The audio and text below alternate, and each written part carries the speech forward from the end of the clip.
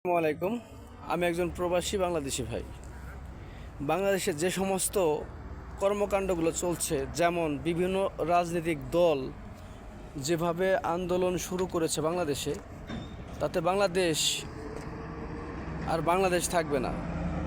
বাংলাদেশ এমন একটা পর্যায়ে যাবে যেটা নাকি আপনি কখনো কল্পনাও করতে পারেন নাই। শ্রীলঙ্কার চাইতেও বেশি খারাপ হয়ে যাবে বাংলাদেশের অবস্থা।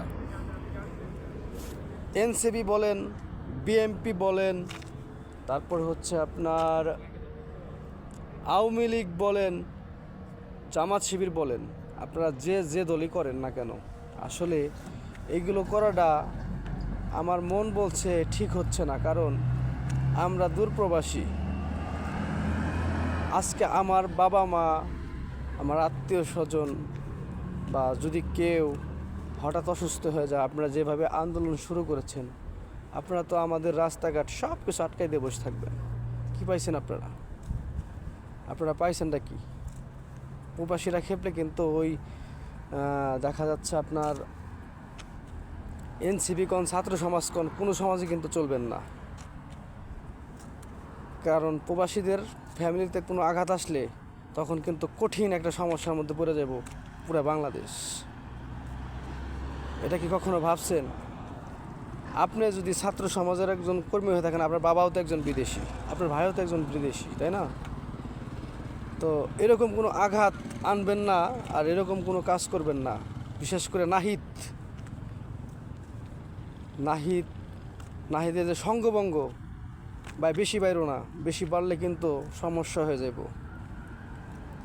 আন্দোলন করতেছ, সুস্থভাবে আন্দোলন করো, ঘরে বসা, বাইরে থেকে আন্দোলন করার দরকার নাই। এই মারামারি, কাটাকাটি, হানাহানি, এগুলো কিন্তু খুবই একটা ভয়ানক খারাপ একটা জিনিস।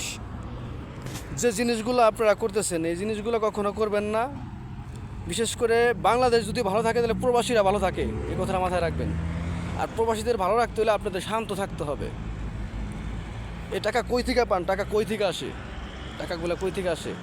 ওই যে আপনি রাস্তায় নামছেন, আপনার এত কিছু করতেছেন, এই টাকাগুলো কই থেকে আসতেছে? ভাবছেন আপনি রাজনীতি করছেন, আপনার রাজনীতি থেকে এই টাকাগুলো আসে না ভাই? এই প্রবাসীরা টাকা পাঠায়। আপনি স্পষ্ট ভাষায় বলে দিচ্ছি ভাই,